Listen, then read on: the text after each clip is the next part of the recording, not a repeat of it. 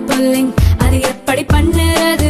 காலையில் எழுந்ததும் எதுவும் சாப்பிடாமல் இதயம் வளத்தை வாயில ஊத்தி நல்லா கொப்பளிக்கணும், அப்புறம் அதை துப்பிடணும். இதுதான் ஆயில் புல்லிங்.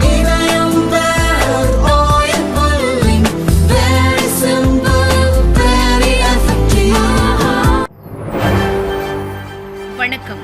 செய்திச் சுருக்கம். குடிசைகளை அகற்றாமல் வளர்ச்சி பணி சாத்தியம். டெல்லி மக்களுக்கு மோடி வாக்குறுதி. டெல்லியில் வரும் 5ஆம் தேதி சட்டசபை தேர்தல் நடக்க உள்ளது. அங்கு ஆம் ஆத்மி, பாஜக, காங்கிரஸ் இடையே மும்முனை போட்டி நிலவுகிறது. 3 கட்சிகளின் தலைவர்களும் தீவிர பிரச்சாரத்தில் ஈடுபட்டுள்ளனர்.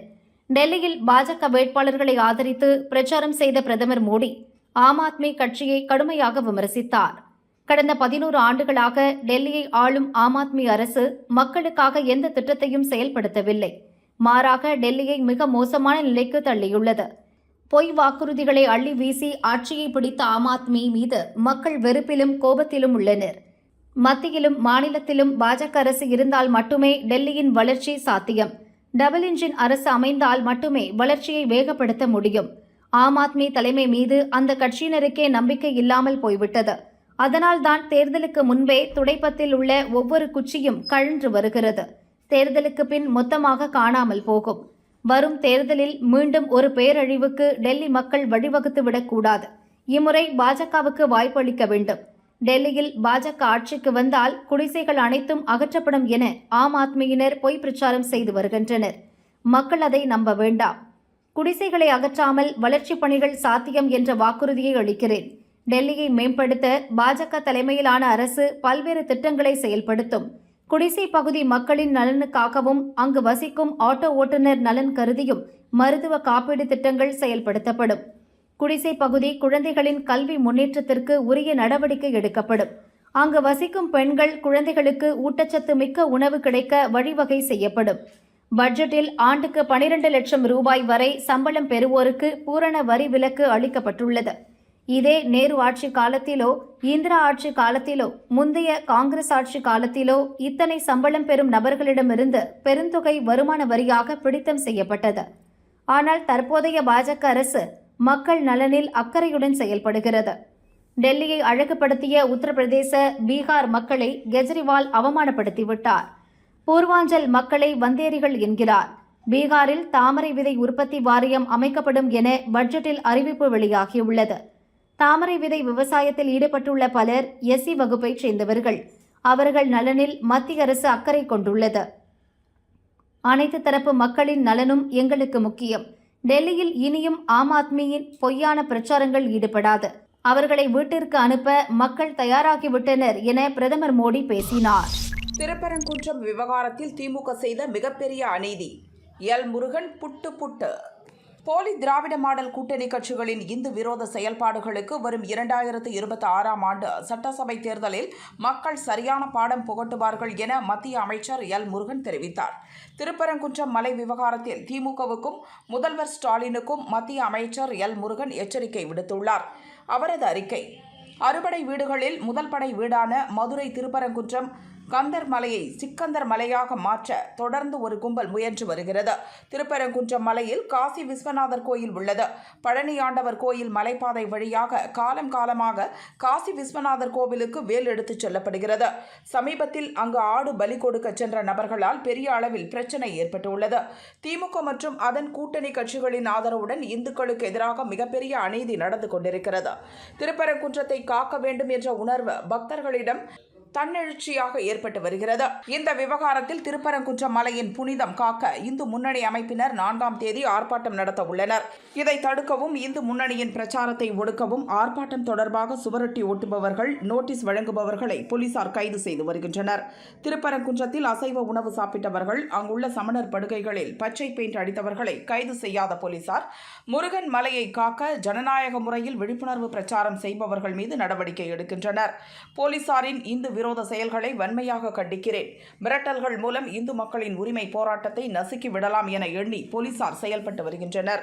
தமிழக அரசும் முதல்வர் ஸ்டாலினும் இதற்கு பதில் சொல்லியாக வேண்டும். திராவிட மாடல் கூட்டணி கட்சிகளின் இந்து விரோத செயல்பாடுகளுக்கு 2026ஆம் ஆண்டு சட்டசபை தேர்தலில் மக்கள் சரியான பாடம் புகட்டுவார்கள் என்று அமைச்சர் முருகன் கூறியுள்ளார். அண்ணா பல்கலை மாணவி வழக்கை சிபிஐக்கு மாற்ற இபிஎஸ் வலியுறுத்தல். அதிமுக பொதுச் செயலாளர் பழனிசாமி வெளியிட்ட அறிக்கை. அண்ணா பல்கலைக்கழக மாணவி பாலியல் வழக்கை சிறப்பு புலனாய்வு குழு விசாரித்து வரும் நிலையில் பத்திரிகையாளர்கள் பலர் விசாரணைக்கு அழைக்கப்பட்டு அவர்களின் போன்கள் பறிமுதல் செய்யப்பட்டும் உள்ளதாக செய்திகள் வருகின்றன. பத்திரிகையாளர்கள் போன்களை பறிமுதல் செய்ய வேண்டிய அவசியம் என்ன? எஃப்ஐஆர் லீக்கானது முழுக்க அரசின் தவறு. அதனை பத்திரிகையாளர்கள் பக்கம் திசை திருப்ப முயல்வது கண்டிக்கத்தக்கது. ஹைகோர்ட்டால் நியமிக்கப்பட்டாலும் தமிழக அரசு அதிகாரிகள் என்பதால் ஸ்டாலின் மாடல் அரசு இவ்வழக்கில் ஏதேனும் அழுத்தம் தருகிறதோ என சந்தேகம் எழுகிறது. யார் அந்த சார் என்ற கேள்விக்கு பதில் கிடைக்கும் வகையில் பாதிக்கப்பட்ட பெண்ணிற்கு நீதி கிடைக்க வேண்டுமென்றால் மாநில அரசின் தலையீடற்ற முறையான சிபிஐ விசாரணையே நீதியை வெளிக்கொணரும். யார் அந்த சார் என்று கண்டறிய இந்த வழக்கை உடனடியாக சிபிஐக்கு மாற்ற வேண்டும் என பழனிசாமி வலியுறுத்தியுள்ளார். நாதாகா பெரியார் திகாவினர் மோதல். ஈரோடு கிழக்கில் விரட்டி விரட்டி அடி. சீமான் காற்றுனால் தொற்றிய பதற்றம்.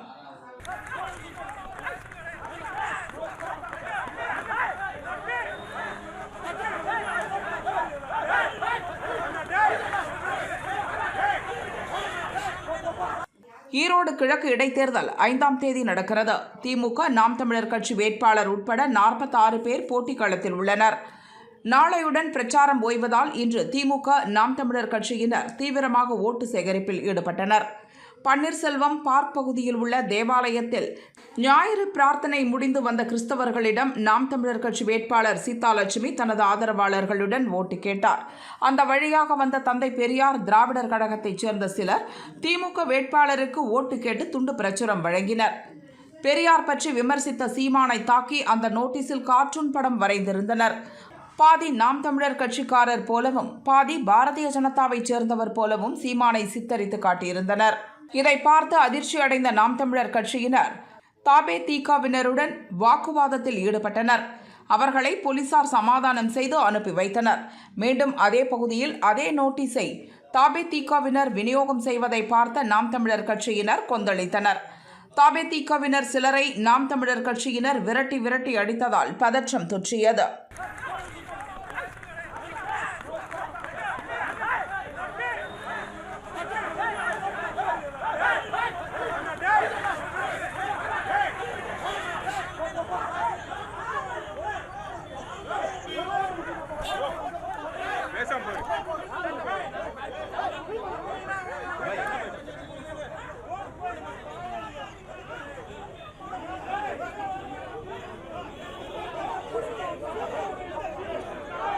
சம்பவ இடத்துக்கு போலீசார் விரைந்தனர். மோதலில் ஈடுபட்ட இரு தரப்பினரையும் பிரித்து விட்டனர். சிறிது நேரம் பரபரப்பு நிலவியது.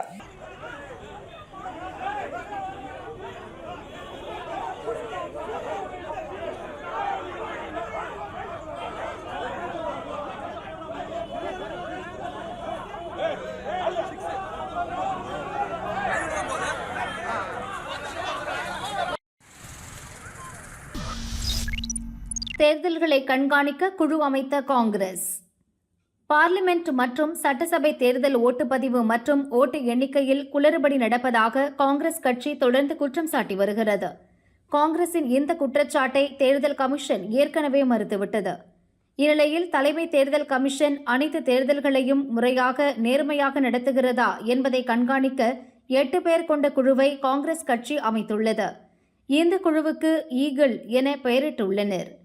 குழுவில் அஜய் வக்கான், திக் விஜய் சிங், அபிஷேக் சிங்வி, பிரவீன் சக்கரவர்த்தி, பவன் கேரா, குர்தீப் சிங் சப்பல், நிதின் ராவத், சல்லா வம்சிசந்த் ரெட்டி ஆகியோர் இடம்பெற்றுள்ளனர்.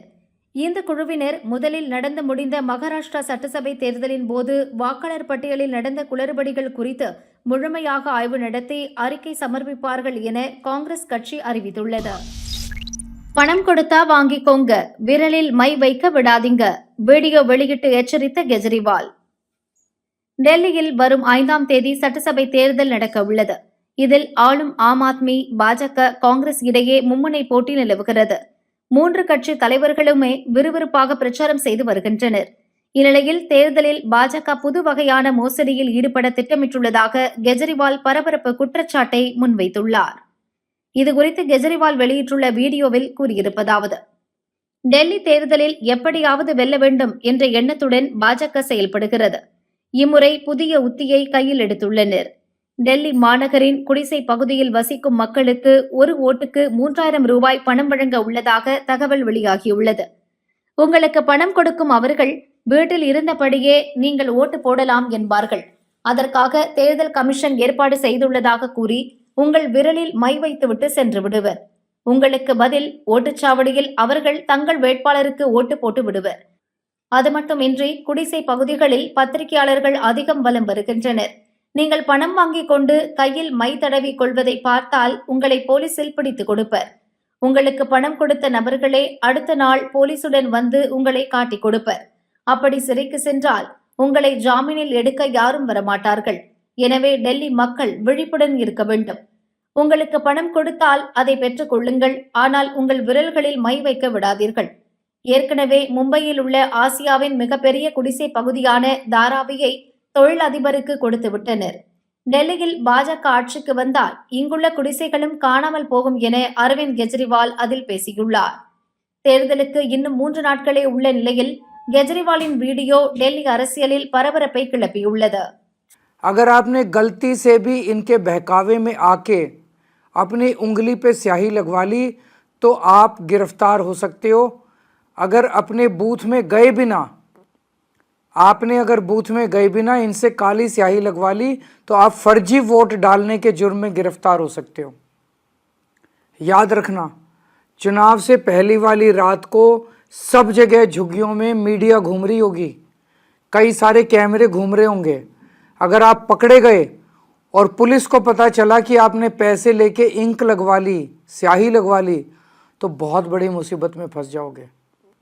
सालों तक केस चलेगा, लाखों रुपए कोर्ट कचहरी के चक्कर में चले जाएंगे. ऐसा पहले कई बार हुआ है कि नकली वोट के चक्कर में गरीब आदमी 8-10 साल जेल काट के आया है और उसे बचाने कोई नहीं आता. फिर जो लोग आज आपको पैसे दे रहे हैं ना, वही लोग कल आपको गिरफ्तार करवाएंगे. ये सब बहुत बड़ा फ्रॉड है. 420 के केस में जेल जाओगे. इस झंझट में मत पड़ना, बिल्कुल मत पड़ना. अगर फ्री के पैसे दे रहे हो तो ले लेना, लेकिन पैसे के बदले उंगली पे निशान लगवा रहे हो तो बिल्कुल मत लगवाना. जिंदगी भर की समस्या हो जाएगी. மகளிர் T20 உலகக்கோப்பை கிரிக்கெட் இளம் இந்தியா மீண்டும் சாம்பியன். மலேசியாவில் 19 வயதுக்குட்பட்ட பெண்கள் அணிகளுக்கான T20 உலகக்கோப்பை கிரிக்கெட் 2வது சீசன் நடந்தது. கோலாலம்பூரில் நடந்த ஃபைனலில் இந்தியா தென்னாப்பிரிக்கா அணிகள் மோதின. டாஸ் வென்று முதலில் பேட் செய்த தென்னாப்பிரிக்க அணி அடுத்தடுத்து விக்கெட்டுகளை இழந்தது. அந்த அணி 20 ஓவரில் 82 ரன்னுக்கு ஆல் அவுட் ஆனது. இந்தியா சார்பில் த்ரிஷா 3, பருணிகா, ஆயுஷி, வைஷ்ணவி தலா 2 விக்கெட் சாய்த்தனர். சுலப இலக்கை விரட்டிய இந்திய அணிக்கு கமலினி, த்ரிஷா ஜோடி துவக்கம் கொடுத்தது. முதல் விக்கெட்டுக்கு 36 ரன் சேர்த்த போது தமிழகத்தின் கமலினி 8 ரன்னில் அவுட் ஆனார். இந்திய அணி 11.2 ஓவரில் ஒரு விக்கெட்டுக்கு 84 ரன் எடுத்து வெற்றி பெற்றது. த்ரிஷா 44, சானிகா 26 ரன்களுடன் அவுட் ஆகாமல் இருந்தனர். ஆட்ட நாயகி மற்றும் தொடர் நாயகி விருதை இந்தியாவின் த்ரிஷா வென்றார். 19 வயதுக்குட்பட்ட பெண்களுக்கான T20 உலகக்கோப்பை தொடரில் இந்திய அணி தொடர்ந்து 2வது முறையாக சாம்பியன் பட்டத்தை கைப்பற்றியது. கடந்த 2023இல் தென்னாப்பிரிக்காவின் போர்ட்செஸ்ட்ரூமில் நடந்த ஃபைனலில் ஷபாலி வர்மா தலைமையிலான இந்திய அணி 7 விக்கெட் வித்தியாசத்தில் இங்கிலாந்தை வீழ்த்தி முதன்முறையாக உலகக்கோப்பை வென்றிருந்தது.